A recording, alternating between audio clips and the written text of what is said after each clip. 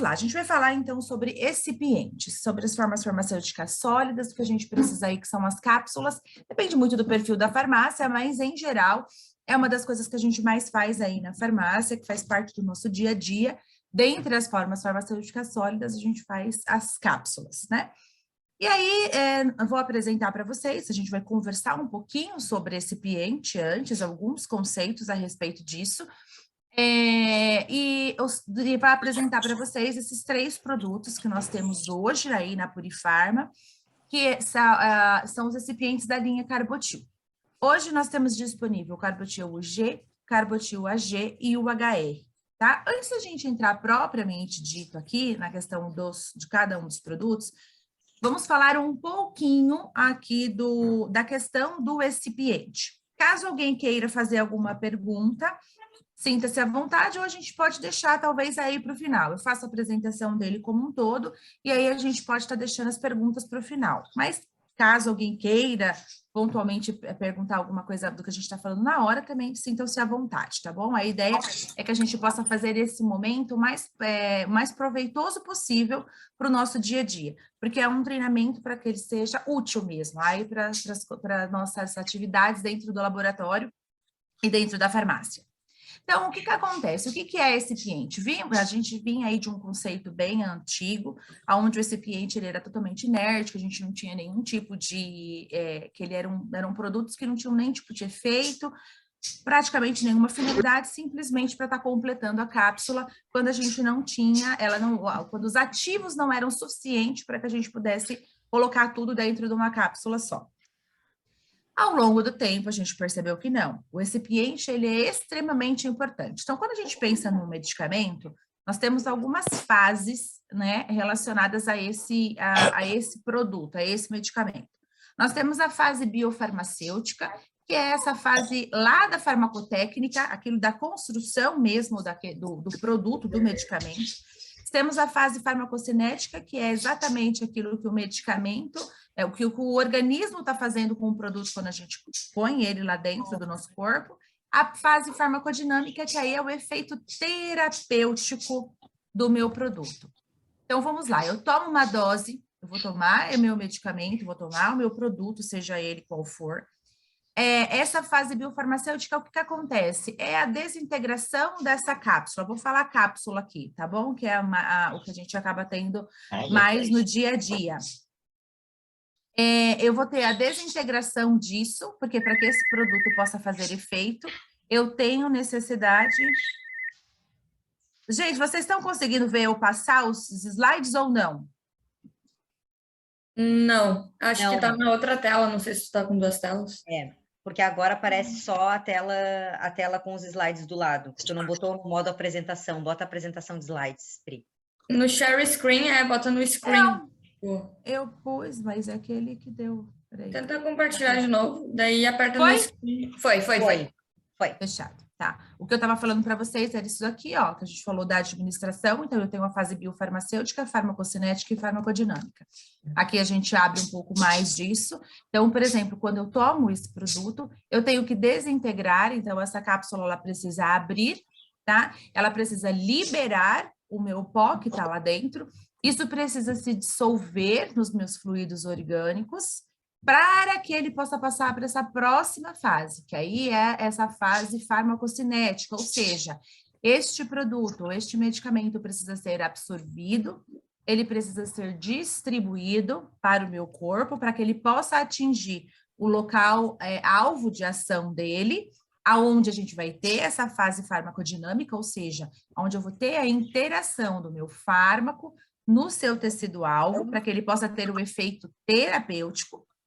Depois disso, eu vou passar para um processo de metabolização, onde eu vou ter, né, uma degradação desse fármaco, e posteriormente ele vai estar sendo excretado. Quando eu penso em recipiente, lá no passado a gente achava que não acontecia nada, e hoje a gente sabe o quanto que ele é importante, aonde que a escolha do meu recipiente, ele vai estar influenciando na ação do meu medicamento, na ação do meu produto. Ele vai atuar na minha fase biofarmacêutica, tá? Então, a minha fase farmacêutica é total dependente do meu recipiente. onde eu vou ter, ele vai desintegrar e eu vou ter essa dissolução dessa substância e eu consigo influenciar até a minha parte de absorção, porque com a construção de um bom recipiente, eu posso influenciar o meu processo de absorção. É claro que não somente, as coisas não dependem única e exclusivamente do meu recipiente, tá? O recipiente, ele vai fazer com que eu possa melhorar a performance do meu produto. Mas as características do próprio fármaco, entre não só a permeabilidade, que a gente vai falar disso também, a solubilidade, mas outras características fisicoquímicas daquela substância em questão, elas também que vão fazer exatamente trabalhar na performance dessa absorção e toda essa fase farmacocinética. Então, o que a gente mais tem aí hoje quando a gente fala de recipiente? Galera, alguém aí já costumava fazer os próprios recipientes aí no passado? Alguma outra coisa assim? Se quiser, Sim. pode ir colocando. Sim? Então, como que a gente construía esses recipientes lá na nossa prática? Ainda não vamos pensar no ativo, tá? Vamos pensar lá no nosso recipiente quando a gente construía isso. A gente precisava estar colocando esse diluente. O que era o diluente? Era aquilo que ocupava o maior espaço no meu recipiente. Por quê? Porque ele completa o volume da cápsula. Então, além dele ter outras aplicações, de acordo com a substância que eu vou escolher, eu vou escolher para ser o meu diluente, mas ele é o meu QSP do meu recipiente, porque ele vai estar completando o volume. E é importante que se escolha um diluente adequado, porque como ele é o que vai estar em maior quantidade na minha cápsula, principalmente depende se eu estiver trabalhando com cápsula, com substâncias que têm doses muito pequenas, 10 miligramas, 50 miligramas, isso pensando numa cápsula número 4, eu não estou ocupando nem metade da capacidade da cápsula. Então, a maior parte vai ser preenchido pelo meu recipiente e pelo meu diluente, consequentemente, porque ele é o de maior representação no meu recipiente. Eu preciso escolher algo que não tenha interação, que não tenha problema de incompatibilidade, que não vá prejudicar. Às vezes, a gente tem insumos que são muito fáceis de serem absorvidos e a gente pode piorar, a gente pode dificultar a ação dele escolhendo um diluente errado. Além disso, a gente tem outros adjuvantes farmacotécnicos que a gente chama, onde a gente vai até colocar. Então, seriam, por exemplo, os absorventes que vão trabalhar a questão da higroscopicidade. Então, nós temos muitos insumos dentro da farmácia que tem muito problema de reter água, de pegar água, né, dessa questão higroscópica. Então, eu preciso trabalhar com isso, eu preciso trabalhar com insumos que sejam aglutinantes. Aqui o aglutinante a gente não trabalha muito em cápsula, não, né? Aqui a gente trabalha, o aglutinante é mais quando a gente faz comprimido, porque eu preciso ter o processo, além do processo de compressão, a questão física, eu preciso trabalhar recipientes que me auxiliam, que isso depois me esfarela, digamos assim. Nas cápsulas, como existe uma contenção física, que é a própria cápsula, então a gente acaba não utilizando aglutinante. Mas desagregante a gente coloca, porque assim, pensa lá no meu processo, quando eu estou fazendo essa cápsula. O pessoal do laboratório vai me dizer, a gente dá uma socada para caber o pó? Pode falar aí para mim. Acontece da gente ter aquele pozinho meio chato, né? E a gente tem que socar. Isso faz como se fosse um processo de compressão. Depende da força que você coloca nesse processo, a presença de um desagregante, ele faz total diferença, né? Para que você possa que esse fármaco possa ser liberado e aí depois, posteriormente, ele tem um efeito. Então, é necessário que a gente trabalhe com um desagregante. Lubrificante. O que é isso? Por que eu preciso ter isso no meu recipiente? Às vezes a gente vai estar colocando esse pó dentro, porque a gente tem o tabuleiro, e eu preciso que este pó escoe para dentro da cápsula. E é muito comum ter uns pós que não facilitam em nada a nossa vida, né? A gente passa ele por cima da cápsula e aquele pó, lá do furinho da cápsula, e aquele pó não escoa. Então, são características das substâncias. E o lubrificante, ele ajuda muito nessa questão, porque ele vai fazer que, além de você ter uma diminuição que esse fármaco, essa substância fica aderida na nossa placa, ele também vai fazer com que ele escoe com uma maior facilidade para dentro da cápsula.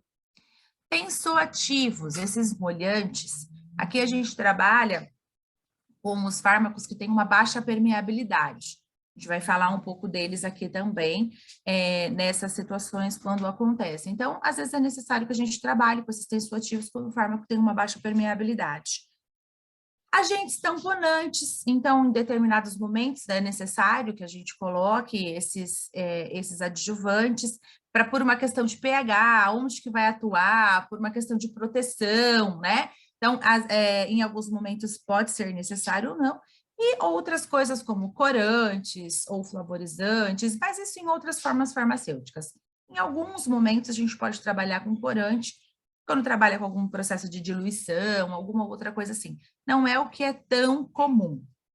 Então, se a gente for pensar lá quando vocês construíam esses recipientes, geralmente o que a gente colocava? Você tinha lá um amido, um talco, uma lactose. Lactose era lá no passado que a gente costumava utilizar, né? Então, você vai ter um dióxido de silício coloidal, um lauril sulfato de sódio. Então, eram vários componentes que nós precisávamos ter na farmácia para que a gente pudesse fazer a construção do nosso recipiente. Mas agora eu pergunto para vocês, e sintam-se à vontade ou de colocar no chat ou de falar mesmo, tá bom? Vocês acham que é simplesmente escolher isso, misturar e pronto e acabou? É tão simples? Ou será que o processo que a gente fabrica o nosso recipiente, ele pode ter algum tipo de influência? A farmacotécnica, ela está totalmente assim, eu tenho, além de fazer a escolha correta das minhas substâncias para a construção do meu recipiente, eu ainda preciso ter uma técnica adequada. Cada pó tem uma granulometria diferente, então, se eu for pensar em como preparar este recipiente, o que eu preciso fazer? Fazer um processo de trituração em todos esses pós, para que eles possam ter a mesma granulometria. Depois eu vou estar passando isso para um processo de homogeneização. Eu estou falando de concentrações muito diferentes. Um diluente, eu vou estar trabalhando com QSP para 100%, tá? Um absorvente, dependendo se eu estiver fazendo um ativo que seja para um recipiente higroscópico, eu vou trabalhar em concentrações grandes dos absorventes. Então, por exemplo, eu vou trabalhar com uma quantidade grande de tixosil, por exemplo, do dióxido de silício coloidal. Mas é fácil trabalhar com ele? É simples a gente fazer esse processo de homogeneização? Quem está no laboratório vai saber me dizer se é simples fazer o dióxido, o aerosil, o tixosil, seja lá o que a gente estiver trabalhando, fazer isso daí ficar com um recipiente homogêneo. E aí eu vou trabalhar com, às vezes, vamos supor que eu tenho que trabalhar com algum antioxidante ou alguma outra coisa, ou mesmo um tensoativo, onde eu vou trabalhar com um lauril sulfato de sódio em concentrações baixas. Eu tenho que fazer todo um processo de diluição geométrica. Isso tudo leva muito tempo. E eu preciso fazer isso sempre de forma padronizada, com uma farmacotécnica, ela bem ajustada, padronizada, validada, para que eu possa ter uma reprodutibilidade deste meu recipiente.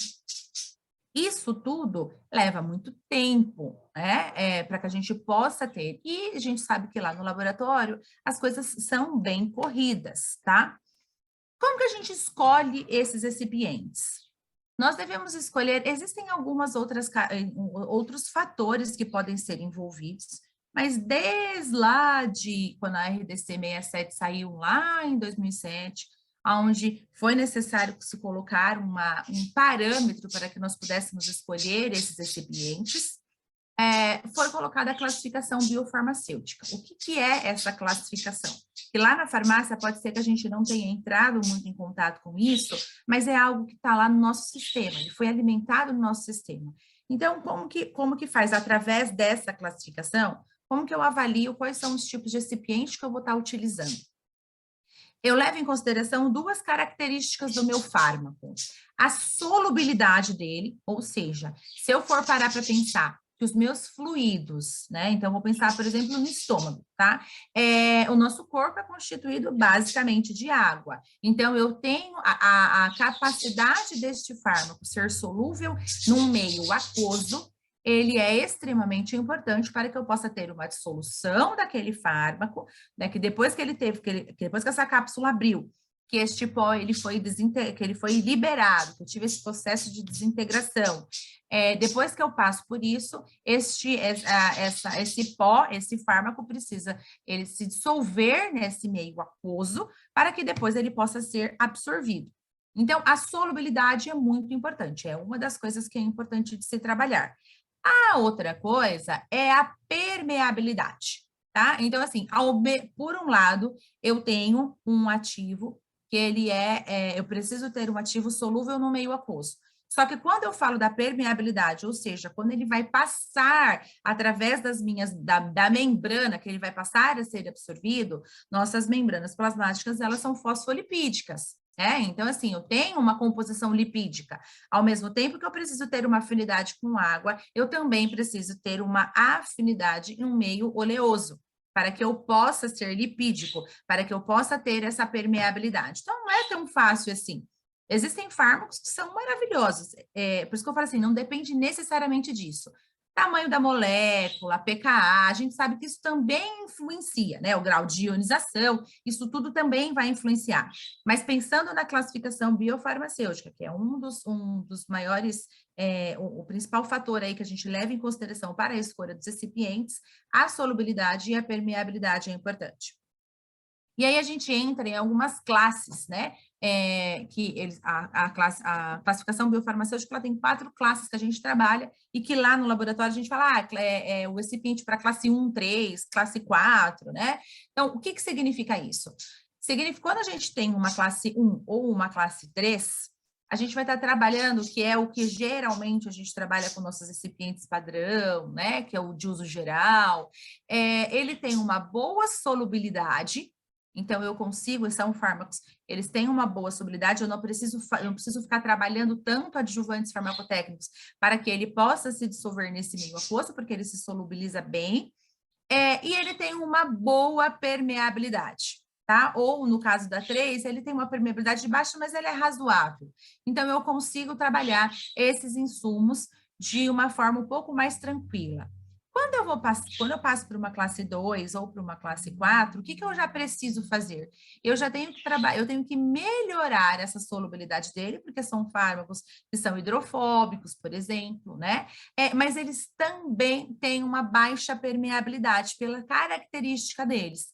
Então, nesse caso, eu preciso estar melhorando isso. É baseado neste pensamento que a gente vai para a construção de um recipiente. Tudo bem até aqui, gente? E aí, o que a gente vai... Aí eu vou apresentar para vocês a linha dos recipientes Carbotil, que a Purifarma, ela já trouxe já há bastante tempo, que já está aí no mercado para vocês. A Purifarma vem crescendo bastante a quantidade de insumos apresentados para a área magistral, e os recipientes Carbotil são um deles, tá?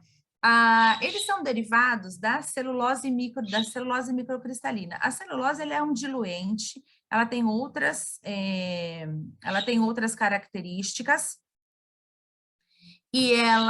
mas assim, dentro de todos os diluentes que a gente encontra, ela é um dos melhores.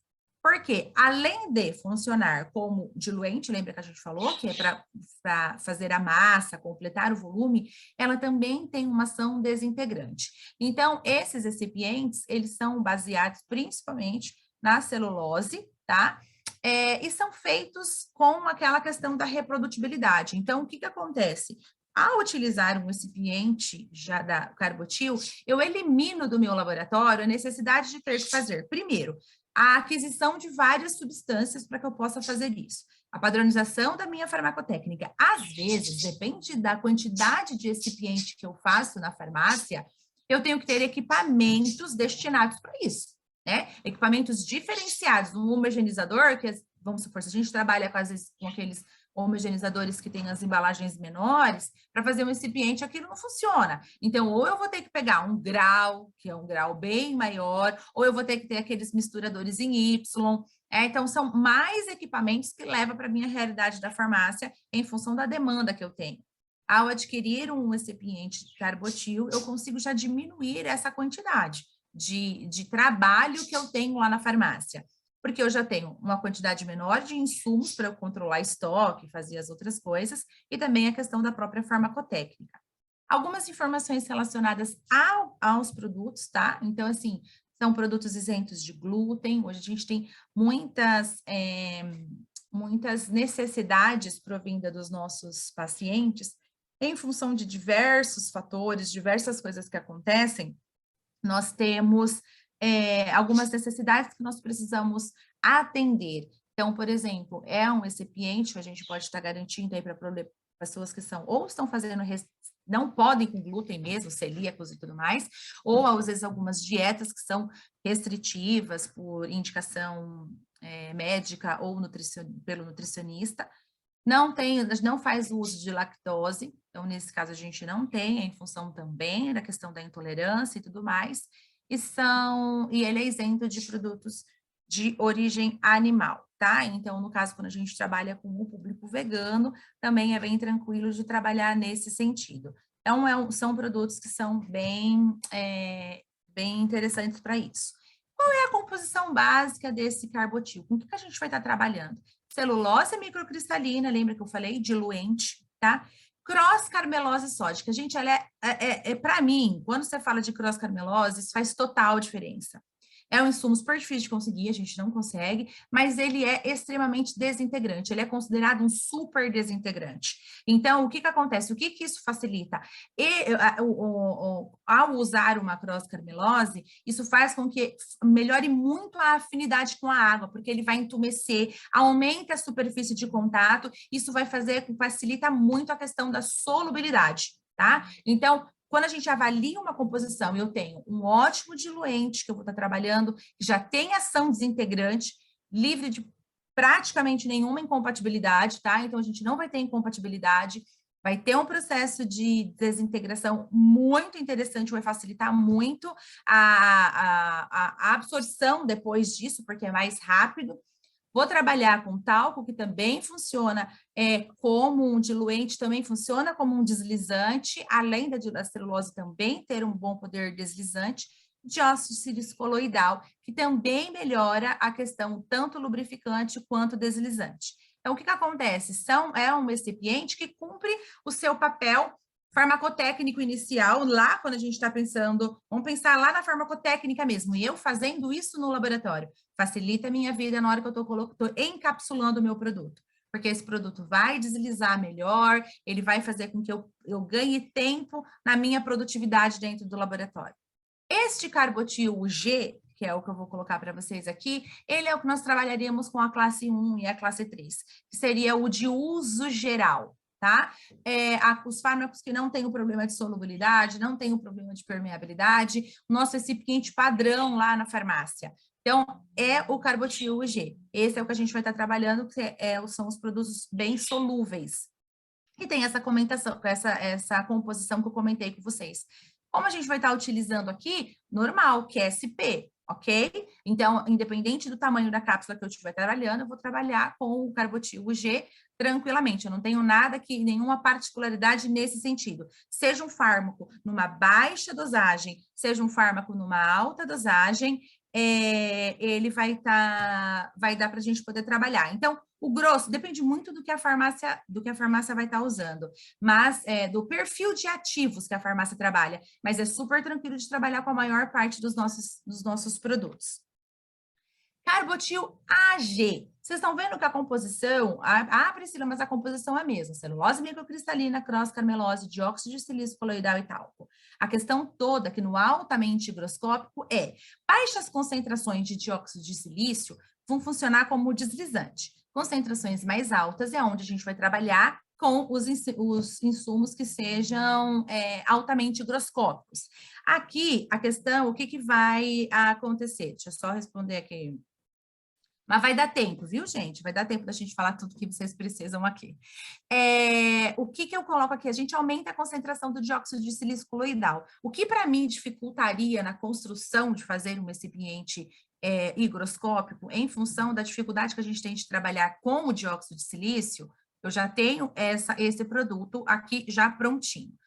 Qual é a recomendação, gente? E aí é onde a gente precisa realmente parar para tomar cuidado com isso. Para que eu tenha o efeito realmente de proteção e dos meus insumos que são altamente higroscópicos, eu preciso completar esta cápsula com mais de 50% do volume.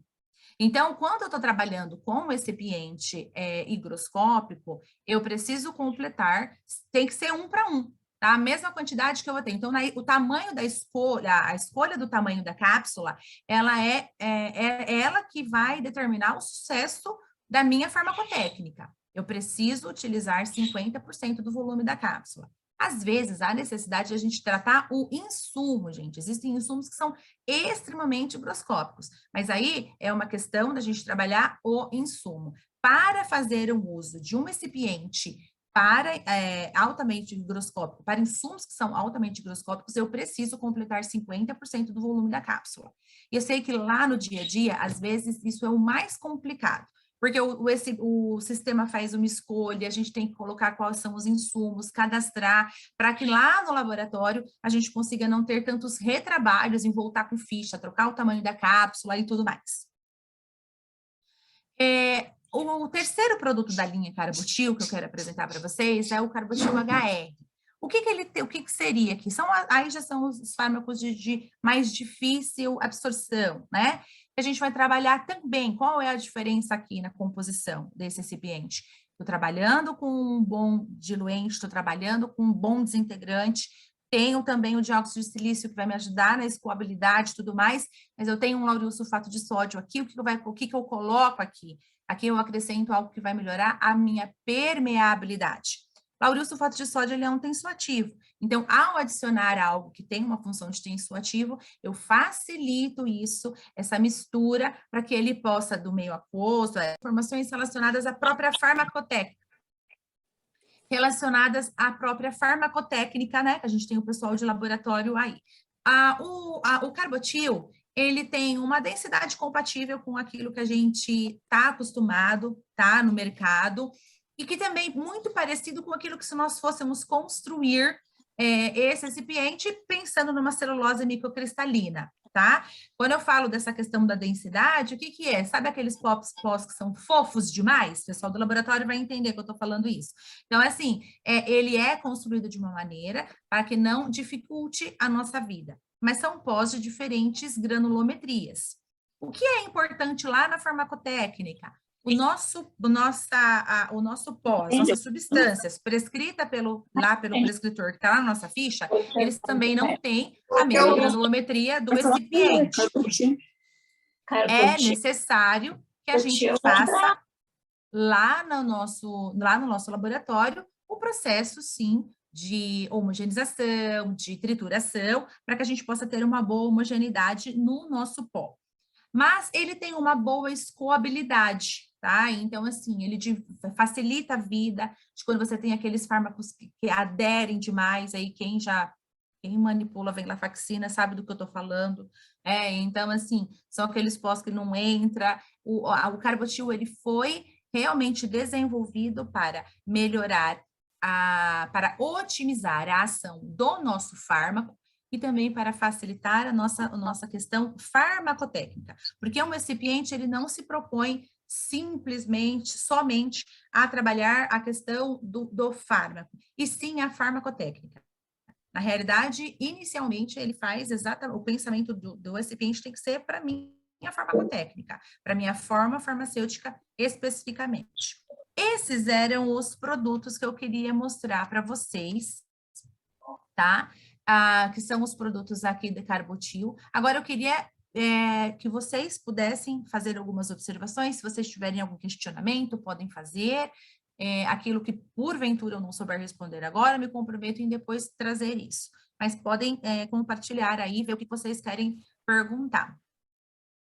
Sintam-se à vontade. Faltava só um pouquinho, gente. Era pouco. E aí, galera do laboratório, vocês já usaram? Que tá como lead aí. Vocês já usaram o Carbotil? Acho que ele tem o HR. Usaram? Isso. Então, assim, para ficar fácil para gente, o G, uso geral, tá bom? Uso geral. Até não tá saindo direito a palavra. Uso geral, esse é padrão, tá bom? Fácil de a gente decorar, porque é complicado a gente ficar decorando essas coisas, né? Então, Carbotil, o G, uso geral, nosso recipiente padrão, manda bala nele, tá bom? O AG é o higroscópico, altamente higroscópico. Geral. E o HR é o classe 2, classe 4, qualquer ativo que tenha problemas de permeabilidade. Aí é o sistema que vai indicar para vocês, né? Que aí tem que estar cadastrado, tem que estar no sistema quais eram esses produtos. Gente, o que eu queria passar para vocês era isso. Eu agradeço, tá? Sim. Peço desculpas. Oi, pode falar, quem ia Tem falar? 2 perguntas ali no chat, não sei se tu chegou a ver. Então vou abrir. Vamos lá. HR seria para a classe 2 e 4, isso mesmo. Hoje a linha Carbotil não tem um recipiente específico para liberação modificada. Mas nada impede de fazer, porque assim, ó, aí eu vou falar eu, Priscila, tá? Eu, Priscila farmacêutica. Eu consigo transformar. Quando eu pego, por exemplo, porque o que é uma liberação lenta? Eu quero que aquele fármaco seja liberado de forma modificada, né? Que ele seja liberado lentamente. O que eu posso fazer? De acordo com a característica deste fármaco, eu posso adicionar um polímero que me proporcione isso. Como, por exemplo, o hidroxipropilmetilcelulose. Então, se eu adicionar um HPMC lá no meu recipiente, no meu Carbotil, o G, por exemplo, eu já começo a modificar ele passa a ser um recipiente, é como se a gente tivesse recipientes mais versáteis, entendeu? Eu tenho aquilo que me é o básico e eu posso trabalhar em cima dele. Um insumo que seja extremamente oxidável. O que eu posso fazer? Eu pego, se ele tem uma boa solubilidade, uma boa permeabilidade, o que eu faço? Eu pego lá o meu recipiente eu vou pegar lá o meu recipiente, por exemplo, o UG, o de uso geral, e eu posso estar adicionando lá algum antioxidante, tá? Se fizer necessário. E aí eu posso trabalhar o antioxidante que eu quiser. Posso trabalhar uma própria vitamina E, ou eu posso trabalhar um BHT, depende. Mas eu não preciso ter, eu consigo ter, eu consigo otimizar aquilo que eu tenho no meu laboratório. Eu gosto muito que a gente use o nosso estoque de forma inteligente e de forma versátil. Em geral, HPMC, 30%, né? Em torno disso, 30% lá para você realmente poder modificar a liberação. Depois eu posso trazer para vocês algum dado mais de literatura, mas em geral a gente trabalha com isso. Aí é onde vocês percebem que a gente tem que tomar muito cuidado no tamanho da escolha da cápsula. Vocês viram como o tamanho da escolha da cápsula, ela é determinante para isso. Eu tenho que fazer esse tipo de avaliação. Mais alguma pergunta? Deu para entender quem fez as perguntas? Foi a Adriana. A Adriana, depois só põe aí se tudo bem, se entendeu. E a Fabiana. Aqui, ok. Mais alguma coisa, gente? Mais alguma pergunta? Pode pôr. Mas ela falou qual desses aqui que ela usa para liberação lenta? A liberação lenta depende da característica do fármaco. Vamos pensar que eu tenho um fármaco que ele é classe 1, porque a liberação lenta, a necessidade é pelo efeito terapêutico, não pela característica físico-química daquele fármaco. Então, se aquele fármaco ele for classe 1, eu posso pegar o G, ok? Em geral, é isso que vai acontecer. Eu pego o G e aí eu acrescento HPMC. Ok? Mais alguma coisa, gente? Caso vocês tenham algum tipo de dúvida, vocês podem enviar lá para o saque, tá? elas podem me direcionar, porque no saque da Purifarma isso vai direto para as farmacêuticas, mas caso elas podem depois me direcionar alguma coisa que seja alguma pergunta relacionada ao nosso treinamento de hoje, tá bom? Vocês lembrarem depois, podem mandar.